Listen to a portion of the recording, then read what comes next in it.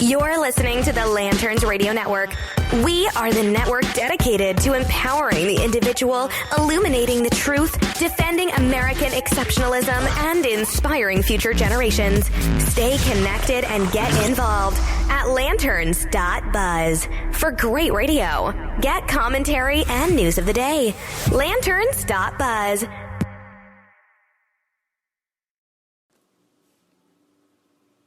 Hey, it's Ian Ballinger from the Free Stater here on the Lanterns Radio Network. Now, most people listen to the show when it goes up every Friday at 7 p.m. Central Time on Spreaker, SoundCloud, YouTube, or even on your iPhone podcast app. But you can also listen to the show over at lanterns.buzz. That's lanterns.buzz, where the show plays on replay every weekday and weekend at 11 a.m. Central Time. Every day throughout the week, you can listen to the replay of the show on the lanterns.buzz radio stream. Aha! 11 a.m. Central Time and 3 a.m. in the morning. Just fantastic times. If you're driving out late, you can listen to the show. And if you're waking up in the morning, driving to work, going to lunch during work, whatever, show's available for you to listen to right there on replay. That's lanterns.buzz. And while you're over there, I encourage you to check out some of the other great shows that the Lanterns Radio Network has to offer. You've got Bells of Liberty, Todd Huff Radio, Battle for Freedom, Patriot Politics, Defenders of American Exceptionalism, The HoloNet, Fires of Liberty, Battlefield Live, The Conservative Syndicate, and many other special programs. You may have heard back during CPAC even, they did a huge live stream, continuous coverage of CPAC.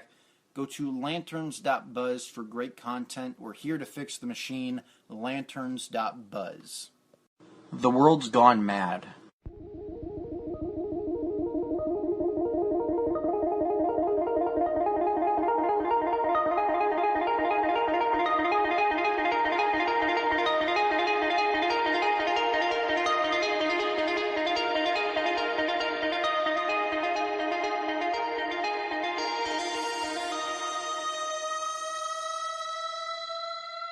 This is the Free Stater.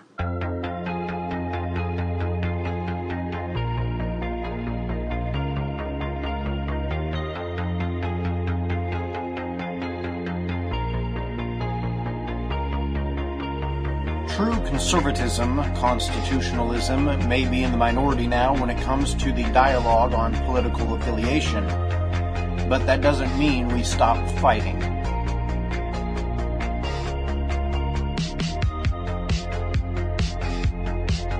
We fight for principles over party, values over politicians, and truth over feelings.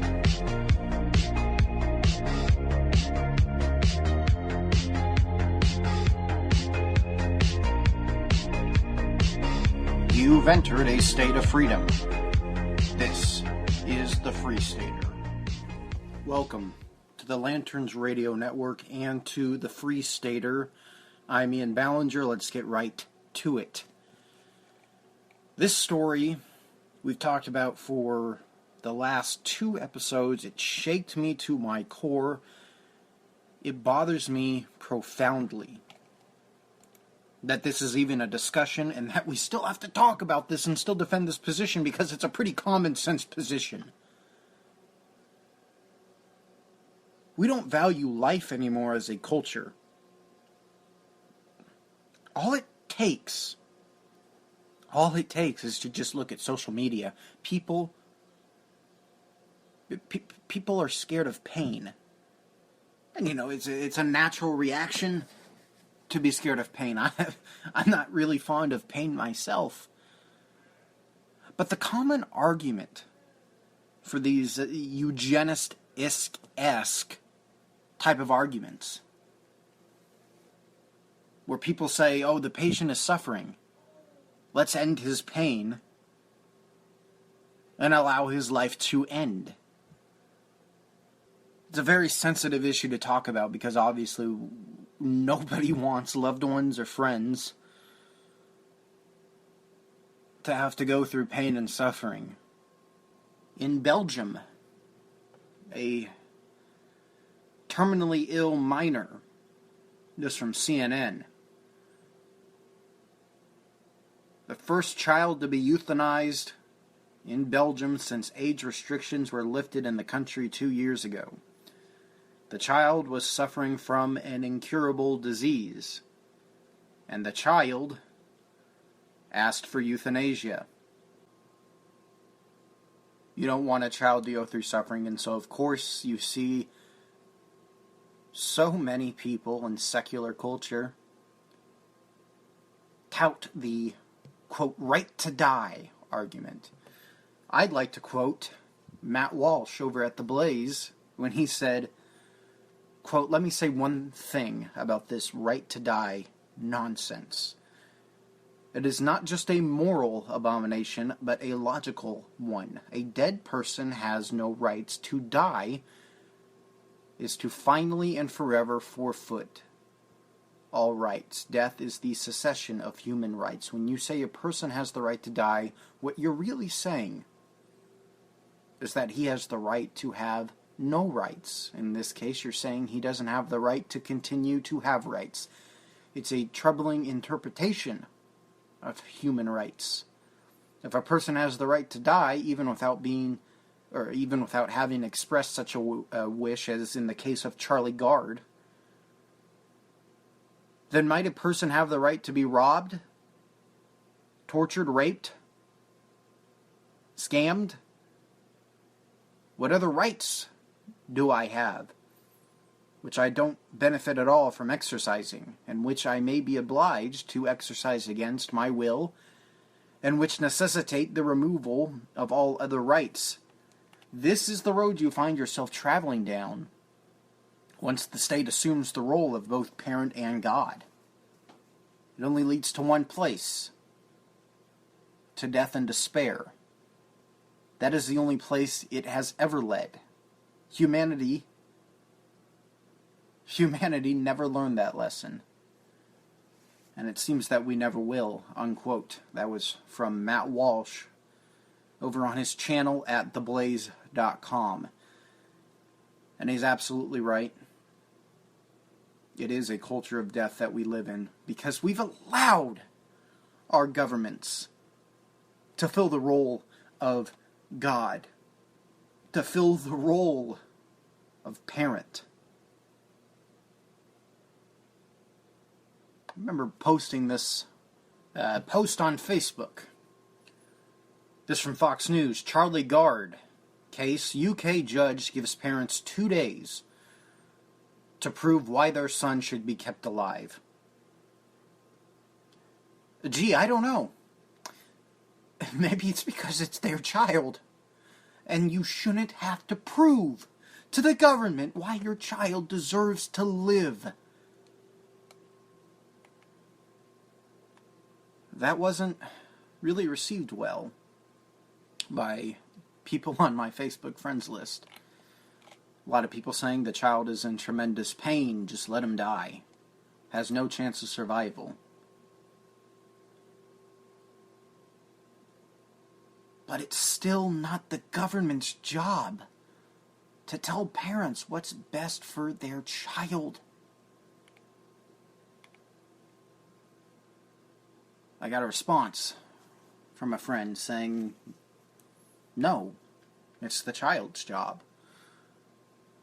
I'm sorry, no, it's not. Recently, it's especially creeped up along with as the millennial generation began growing up more. We have this warped sense of children are able to make sound decisions. I remember being a child. You don't make sound decisions when you're a child. I don't think it's a good idea to give the child an option. Would you like to kill yourself? Would you like euthanasia? Seems like a really bad idea. So anyway, I said to him, we disagree on fundamental principles of morality. Children, if even capable of speaking, aren't capable of making sound decisions that impact life or death.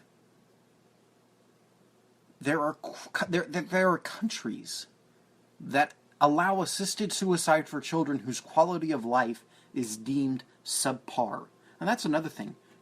this whole quality of life thing, you shouldn't make somebody suffer through a subpar quality of life. Well, who determines somebody's quality of life? I've heard that argument used by pro-choice people in the abortion field. It would be better for the baby to be aborted because quality of life cannot be guaranteed once they exit the womb. Well, who determines quality of life? Are we saying that if we can't give a child a perfect existence, it would be better for them to be dead? Oh, that's ridiculous. I haven't had a perfect existence. Would I be better off dead? I guarantee you that an individual trying to make their way through life, struggling, not able to make ends meet, not able to pay rent, not able to pay for their family's groceries, probably isn't living what your standard of a perfect life would be. Their quality of life probably isn't to the standard that you would deem it should be for a human life to have the right to exist. Yeah, I'm sorry, I'm getting a little heated, but yeah, when people use the quality of life argument, it bothers me. Quality of life is subjective.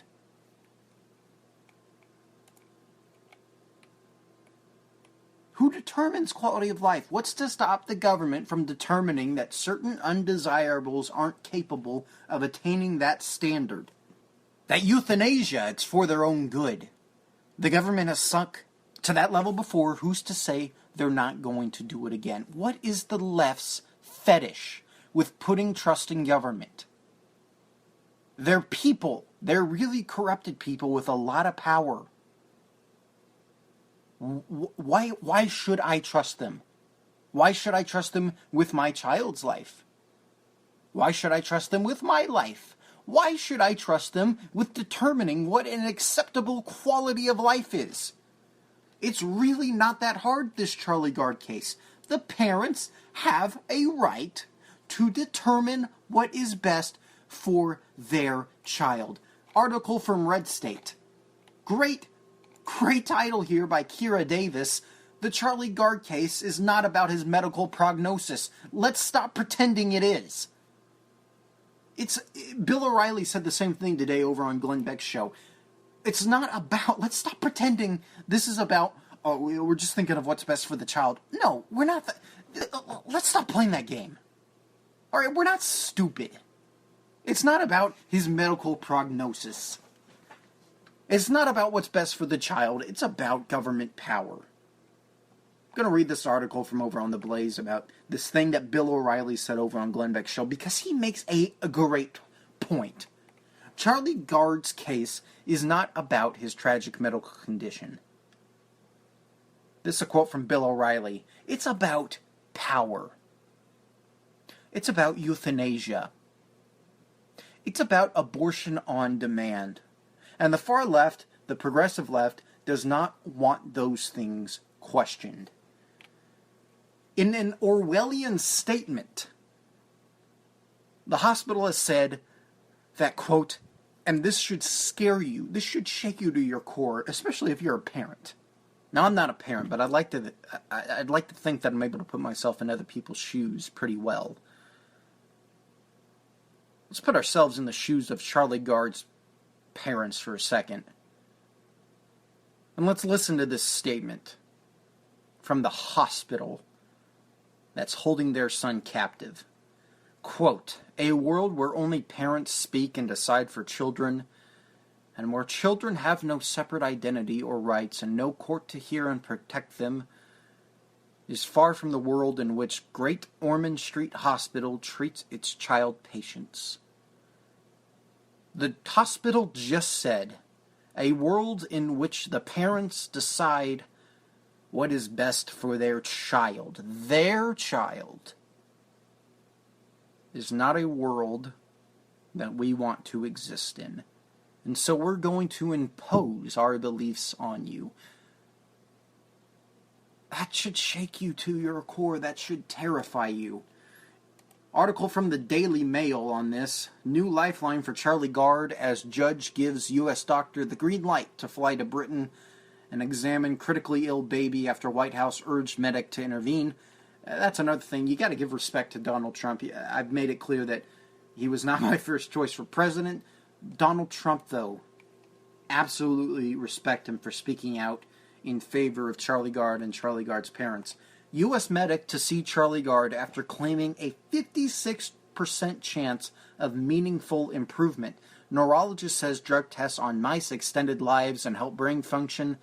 And judge invites him to the United Kingdom to examine him, and the doctor said, "I would love to do that." Connie and Chris stormed out of the court after Roe, with Judge Mr. Justice Francis said that the only new evidence will change his mind on the Charlie Gard case. Mr. Gard then stood up and said, "I thought this was supposed to be independent. Doctors claim Charlie's body has grown, but not his head. His parents deny this." Charlie Gard's parents have also claimed, this in an article from faithwire.com, "They're lying to you." They were saying that to the judge. "They're lying to you. When are you going to start telling the truth?" Mr. Gard yelled at a lawyer representing Great Ormond Street Hospital. Charlie's parents are also quoted as saying that they're holding their baby captive. The hospital's holding the baby captive. So let's recap here. Charlie Gard, if my understanding of this timeline of events is correct, Charlie Gard was scheduled to have his life support pulled either last week or 2 weeks ago. That baby was scheduled to die at the hands of this hospital. And as far as I'm concerned, these courts, either last week or 2 weeks ago. He's still alive. And a U.S. doctor who just got cleared has just given him over a 50% chance of improvement. Those are some pretty good odds for a kid that the United Kingdom deemed not even 2 weeks ago it would be best for him to die. And now a U.S. doctor is saying he's got over a 50% chance of meaningful improvement. Oh my gosh, it's so great, but it's also an outrage. Here's what's great about it. What's great is that Charlie Gard has a chance. This baby has a chance. Life has a chance of winning. I want this baby to grow up and get better so badly. The kid deserves it. Kid deserves a shot at life. When the United Kingdom, when the government, when this hospital, when the court said that this baby had to die a week or 2 weeks ago, I think it was 2 weeks ago, when the court said that this baby had to die 2 weeks ago, life didn't give up. And now he's got over a 50% chance of meaningful improvement. The sad thing is his fight is not done. There's still people all over who are in favor of the whole euthanasia idea. 50% chance of meaningful improvement, and there's still people siding with the hospital. It's disgusting. It's terrifying. And it's the world we live in today, in 2017.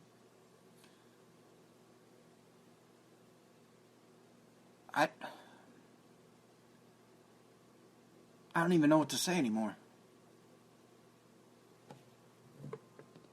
You know, I heard those arguments from people on social media saying that the kid is brain damaged, so we can't guarantee quality of life. It would be best if we euthanized him. So speaking via video link, this U.S. doctor who is not able to be named said that Charlie's British doctors might actually be wrong about him being brain damaged. It could be a muscle problem that the drugs might fix. This kid was sentenced to death because the hospital was so certain Oh, he's brain damaged. He has no guaranteed quality of life. And now we're finding out 2 weeks later the baby's still kicking. That they might have been wrong. It's a testament. Don't put your faith in the government. Had these parents not fought for their child's life, this kid would be dead, and they would have been wrong. Because as this U.S. doctor is saying now, wait a second, these British doctors might be wrong about his brain being damaged. These British doctors might be wrong about the chance of his survivability. He's got over a 50% chance of life, and you are about to kill him? That's what happens when you put your faith in big government. That's what happens when you put your faith in socialized medicine. Life will win. Do not stop fighting for this child. The Charlie Gard's parents, do not stop fighting for your child, because there are a whole hell of a lot of people fighting alongside you that believe that Charlie has a right to live, that you have a right to your child. While the world is up in arms about Donald Trump Jr. and Donald Trump, I don't even want to talk about that because I've heard nothing but it on the news this week, and it's so draining to hear about the Donald Jr. scandal, if you want to call it that. While the world's worrying about that, over in the UK, humanity's soul is being tested. Are we a civilization that values life? Is the West still a place that values life? Is the United States a place that will fight for a baby's life? That will stand up for a baby's life?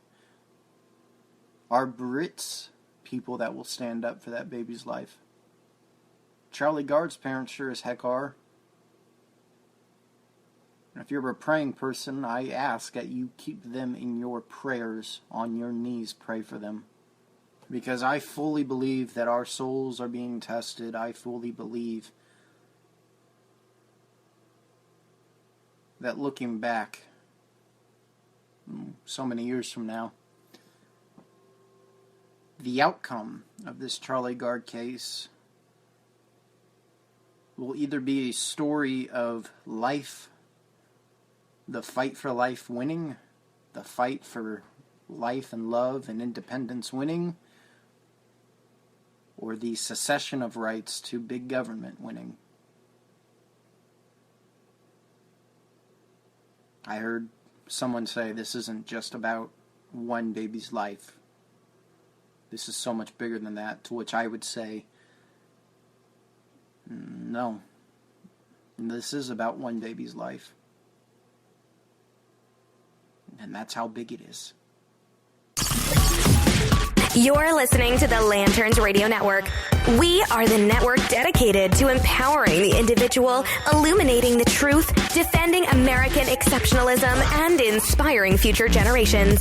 Stay connected and get involved at lanterns.buzz. For great radio, get commentary and news of the day.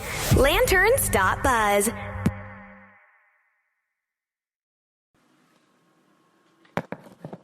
For several years, ISIS has invaded peaceful communities in the Middle East and painted. Hey everyone, we do not have sponsors, and by we, I mean me. I don't have any sponsors. So I want to take this time to tell you about some projects that are always at the top of my list and in the back of my mind.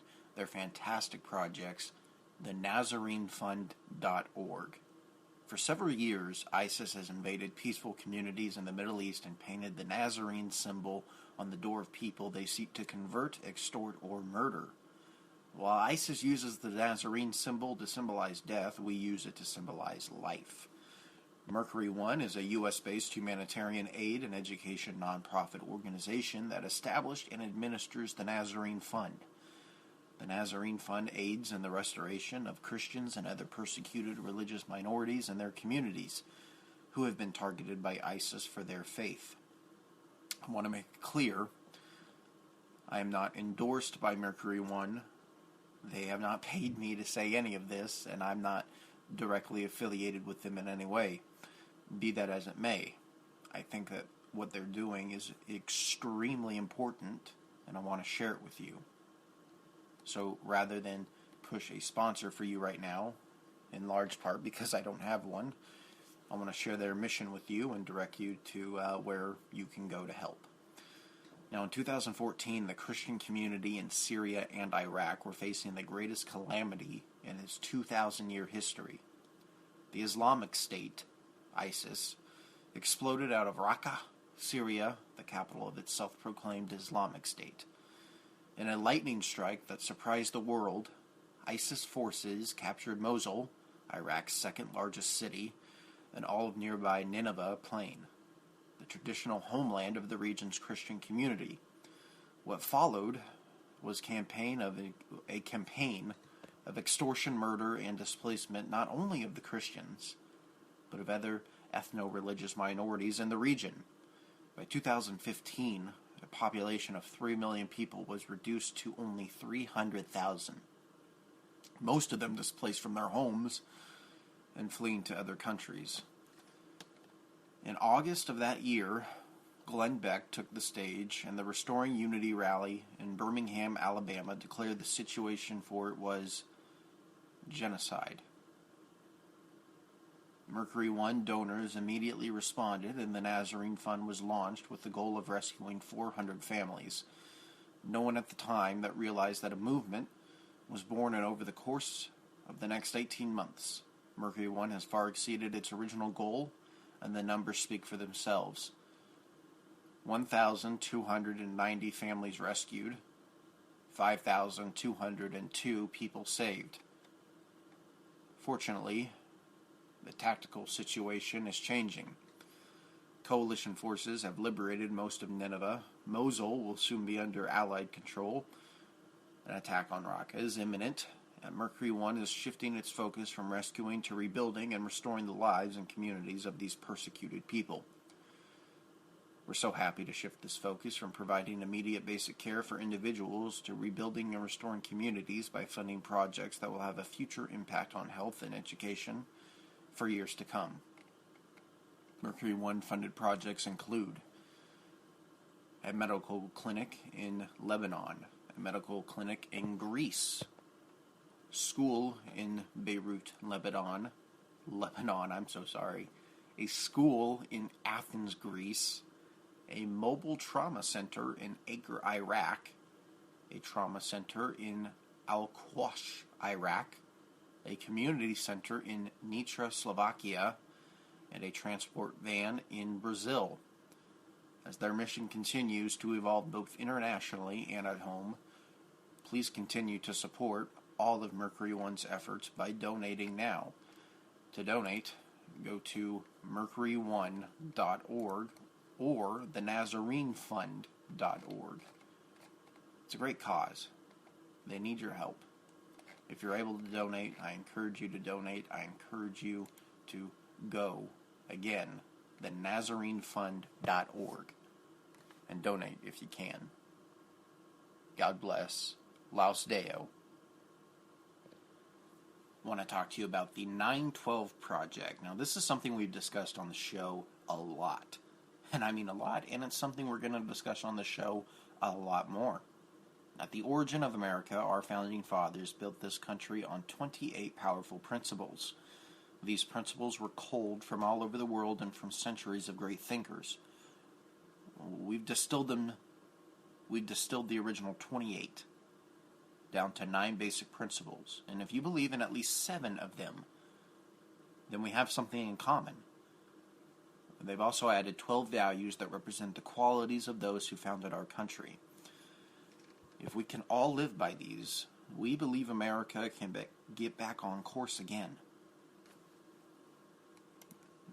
their advisory board consists of some amazing conservatives and amazing people. Yvonne Donnelly, Maria Acosta, Michael Pelka from The Blaze, Stephanie Scruggs, Mimi Steele, Aaron Wilson, Jason Roberts from NetFusion Studios. All these people promoting the 912 Project, and I encourage you, this valued listener that we have here on the Lanterns Radio Network, to go to the 912-project.com to find these principles and values on their webpage. Share it on Facebook, share it on Twitter. We're trying to start the 912 movement again. At least I am. And again, I want to make it clear, I'm not endorsed by these, but by this organization. I am not sponsored by them, but I believe that their mission is important. And what is their mission? The 912 Project is a volunteer-based, nonpartisan movement focusing on building and uniting our communities back to the place we were on September 12th, 2001, the day after America was attacked. The day after America was attacked, we were not obsessed with political parties, the color of skin, or what religion you practiced. We were united as Americans, standing together to protect the greatest nation ever created. Our goal is to bring us back to that same feeling of togetherness again. Our mission is to inspire individuals to connect with their communities through education, service, and dedication to the 9 principles and the 12 values to which we have committed. To find these principles and values, go to the 912project.com. That's the 912-project.com. The 912-project.com.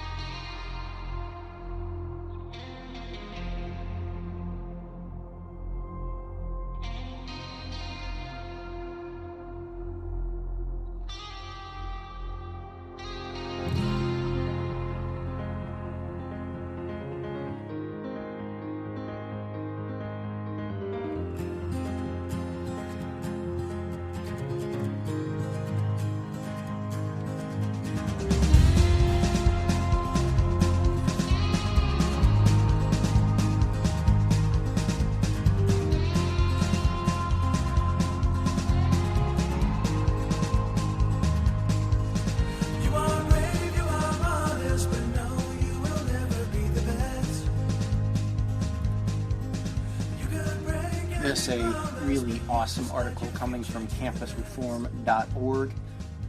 The University of California, Berkeley College Republicans plan to bring Ben Shapiro to campus in September for a talk on free speech. The talk will be titled Ben Shapiro v. Berkeley. Anyone that knows me knows that I am a huge fan of Mr. Ben Shapiro. I think he is one of the smartest conservatives out there in the modern day. Huge advocate for free speech. I think his voice is really important. I think he's very good at conveying the message of free speech. And this is exactly what a place like Berkeley needs. At the same time, I am a little worried. I am a little worried. And here's why. Not too long ago, Milo spoke at Berkeley. Turned really violent. You know, we talked about the Berkeley protests not even just a few weeks ago. A lot of violence in Berkeley for differing viewpoints. Anyway, let's continue in the article. But I take that back. Before we do, I want to say, even though violence, a lot of violence in Berkeley, shouldn't scare you. We care about truth. We don't care about veiled threats. Stand for truth. I know that's such a simple thing to say. It's harder than it sounds. Especially when you're a college student and you have professors and you have your peers and you have pretty much all of academia telling you that you're a bigot for being conservative. It's nice when a conservative speaker comes to campus to speak, because it's different from all the professors that push the cultural Marxism on you, and the speakers that are typically invited to college campuses like Nasheed or Black Lives Matter activists. It's a nice change of pace. It usually starts a lot of dialogue on campus. I love dialogue with people I disagree with. I don't love the violence that recently has stemmed from these conservative speakers, especially on the UC Berkeley campus and especially over at Evergreen State College. Anyway. The UC Berkeley College Republicans' last 3 speaker events were canceled last semester. These continuing infringements of the free speech rights of conservative students on campus deepen the already existing conservative void at UC Berkeley. College Republican spokesman Nawid Tamas told Campus Reform. He also continued, as it stands, UC Berkeley has solidified itself as a center for intellectual dishonesty, as only favored viewpoints may be heard on campus with no meaningful opposition or challenge permitted due to the imposition of unlawful time, place, and manner restrictions on conservative speech. YAF, Young America's Foundation spokesman Spencer Brown, offered similar sentiments in a statement presenting the Shapiro invite as a litmus test for the school's commitment to upholding freedom of speech. Berkeley has a choice: uphold the First Amendment rights of all students, or once again cave under pressure from extreme leftists and unconstitutionally censor conservative speech. Berkeley administrators would be wise to offer the same platform to Ben Shapiro and the conservative students hosting him that they give in the parade of leftist speakers who have appeared at Berkeley, said Brown of YAF. Tomas concurred, calling the planned speech a critical test for Berkeley after its repeated failures to uphold the free speech rights of students. It will be a test, he said, of whether or not the administration caves in to the demand of the violent left. The university already has established a precedent of resorting to illegitimate tactics and secret policies to censor conservative speech on campus. As the nation watches the former home of the free speech movement betray its legacy, the university has an opportunity to reclaim its reputation by standing for the rights of all students, including conservatives, to hear thought-provoking speakers such as Ben Shapiro. The feedback that Berkeley College Republicans have been receiving from students has been tremendous. The word has spread across the student body, and students are excited for Mr. Shapiro's visit to UC Berkeley, unquote. And that is the reason I really, really, really hope that whole students are excited thing leads me to hope that maybe, just maybe, this one won't fall into the trap of violent protests. Ben Shapiro is not, thankfully, he isn't the only conservative speaker coming to a university near you in the coming months. Turning Point USA, University of Kansas, has reached a tentative agreement with Antonia Okafor to come speak at the University of Kansas this October. Should be a lot of fun. For those of you who don't know, Miss Okafor is the founder of Empowered, the Empowered movement. She's a campus carry activist, is a Miss Greatest Dallas International 17 candidate, and a pro-criminal justice reform personality, I guess you could say. She's appeared on The Blaze a lot. Should be really interesting to see her at KU, considering KU, as of the beginning of this month, now allows concealed carry on campus. All universities in the state of Kansas do now. And she's a campus carry activist. Should be interesting to see how the student body reacts to her coming on campus. I'm excited. Think it's great to have a conservative speaker coming to Kansas. Should be a lot of fun. We'll see how it goes. That is in October. On that Antonia Okafor story we brought you there. If you want to donate to help her bring her to the University of Kansas, go to crowdrise.com and search for Bring Second Amendment Advocate Antonia Okafor to the University of Kansas. I think getting conservative, libertarian, even just liberal free speech advocates to campus is important. We got to change culture on college campuses drastically and fast, because we're losing colleges. We're losing colleges big time, and it is terrifying as a college student. I want to share this video of her from PragerU because she really is a fascinating young lady. Let's play the video. Again, this video from PragerU at youtube.com/PragerU. Encourage you to go over to their YouTube channel and subscribe. I guess it's not youtube.com/PragerU because YouTube doesn't do their URLs by username. Just search PragerU on YouTube. You'll find it. I recently discovered something startling about myself. It turns out that I'm a racist, sexist, misogynist. This came as quite a shock to me. How did this happen? As a person of color, a single woman with a graduate degree who grew up poor in a home without a father, I had a clear political path to follow, and I followed it. I voted for Barack Obama. Twice. After all, we share the same skin color. His father was from Africa. Mine was too. What other reasons did I need? And you heard a lot of stories about that, especially over the past few months. You hear a lot of people saying, I left the Democratic Party, or I left progressivism because to be honest, their views just stopped aligning with my views, especially on that Democratic side. I've even seen Facebook pages that say Democrats for Trump. It's really interesting. I was inspired to see a black man rise to the highest office in the land.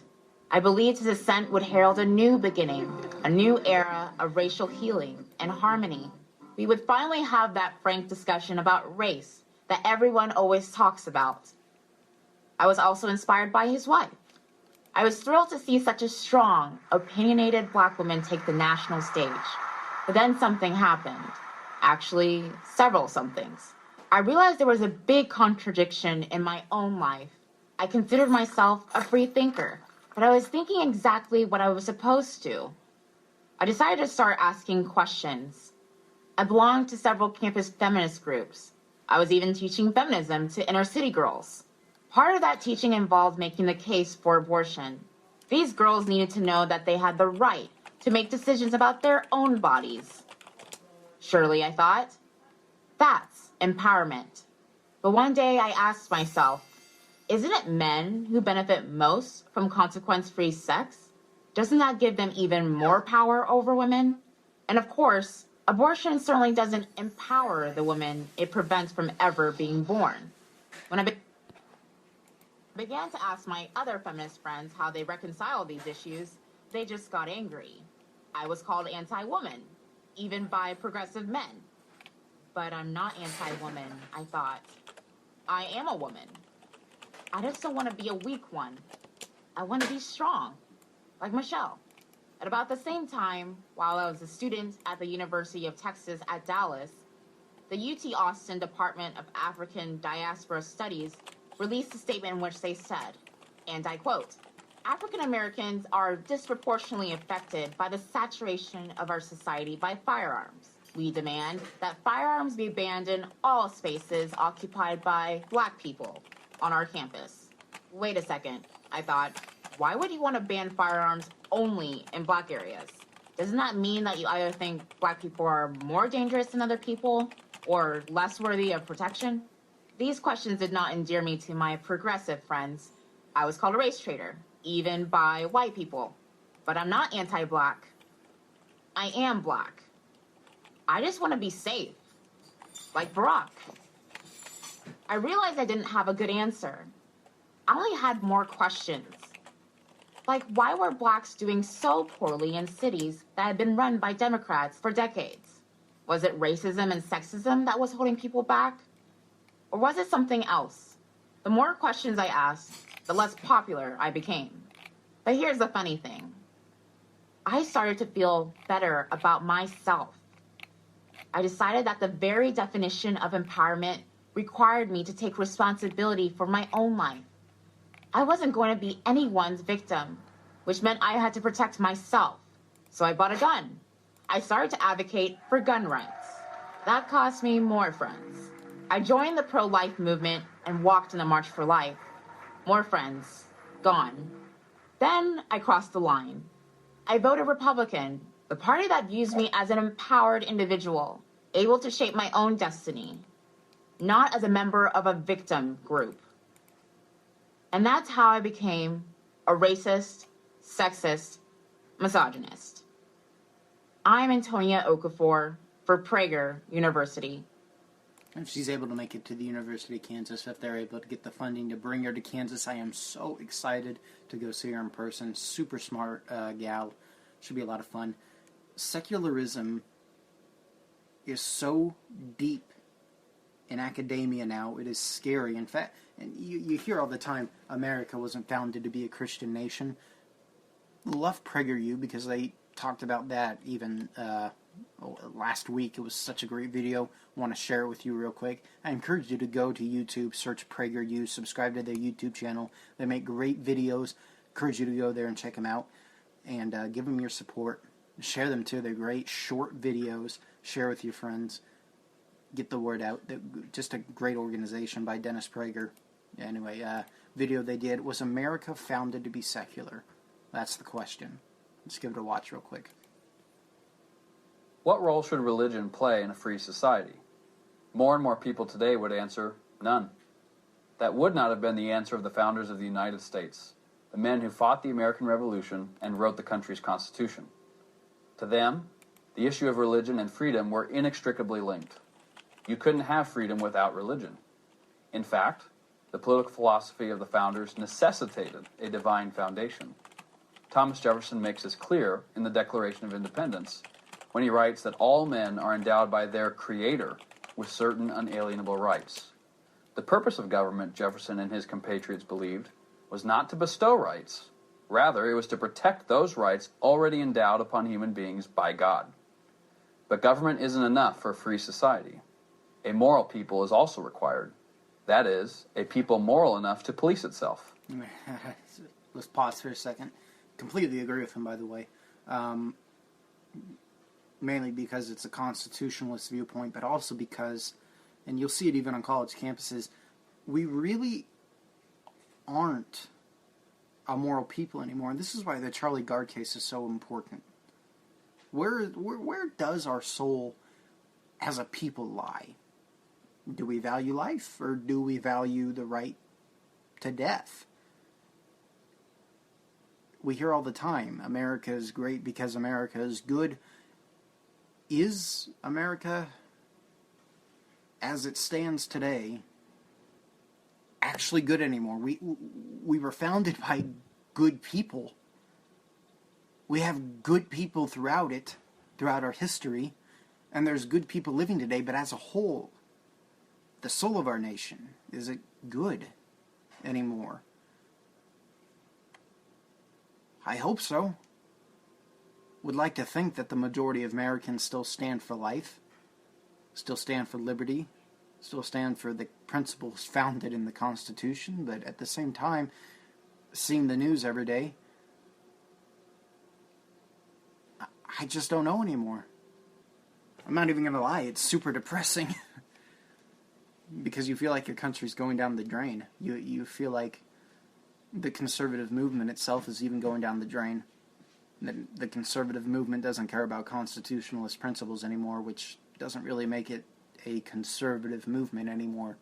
It's just the name that's attached to that movement. I hope that's not the case, but every day I feel like I'm losing hope. Maybe that's my problem. Maybe that's something I gotta work on. Not losing hope, not giving up. I'm not gonna lie though, it's really hard.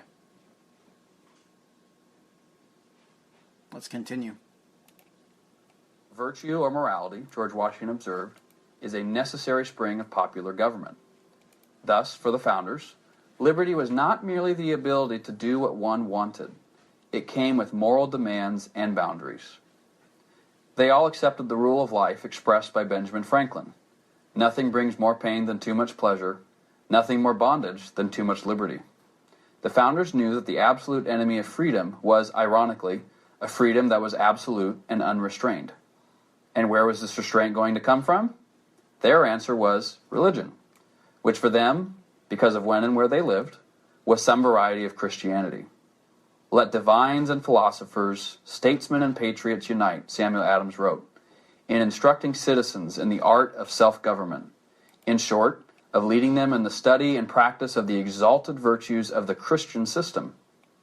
The Christian system to which Adams refers is composed of Judeo-Christian values, the values rooted in the Old and New Testaments, both of which were referred to by the founders with equal conviction and frequency. Jefferson, yes, the very same Thomas Jefferson who is so often portrayed as anti-religious, confirmed this sentiment in his notes on the state of Virginia, when he asked, "Can the liberties of a nation be thought secure when we have removed their only firm basis, a conviction in the minds of the people that these liberties are the gift of God, and that they are not to be violated but with his wrath?"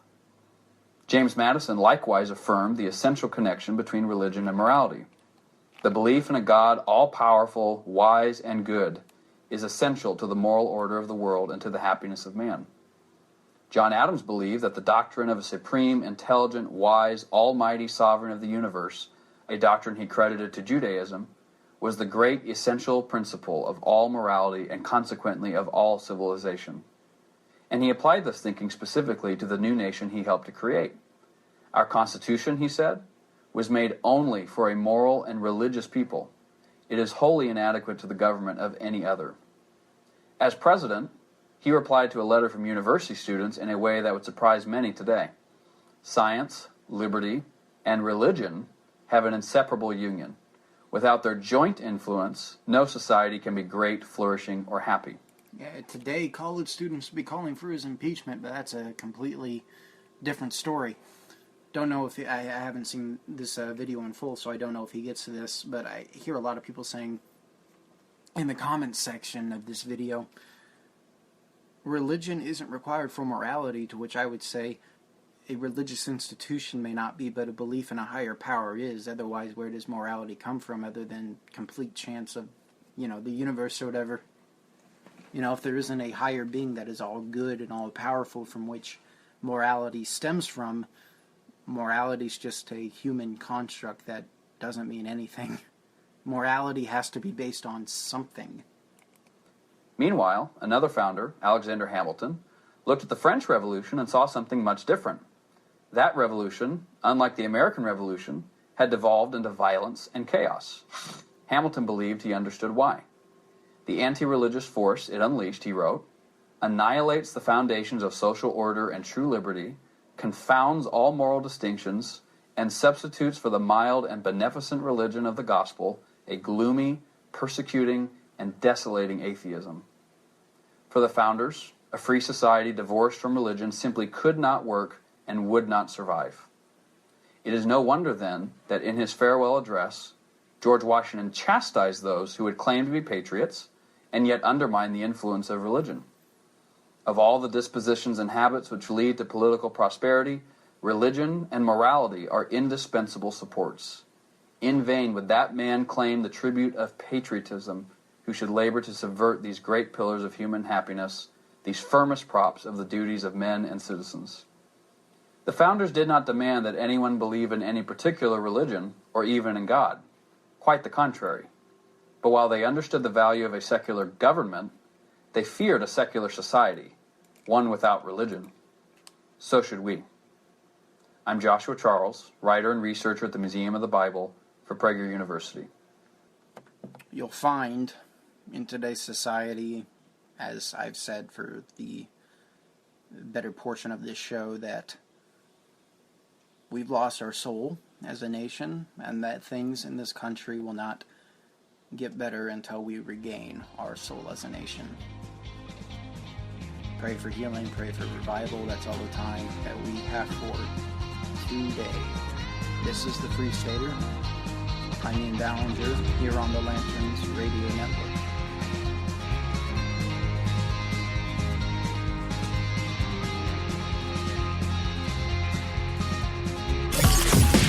You're listening to the Lanterns Radio Network. We are the network dedicated to empowering the individual, illuminating the truth, defending American exceptionalism, and inspiring future generations. Stay connected and get involved at lanterns.buzz. For great radio, get commentary and news of the day. Lanterns.buzz.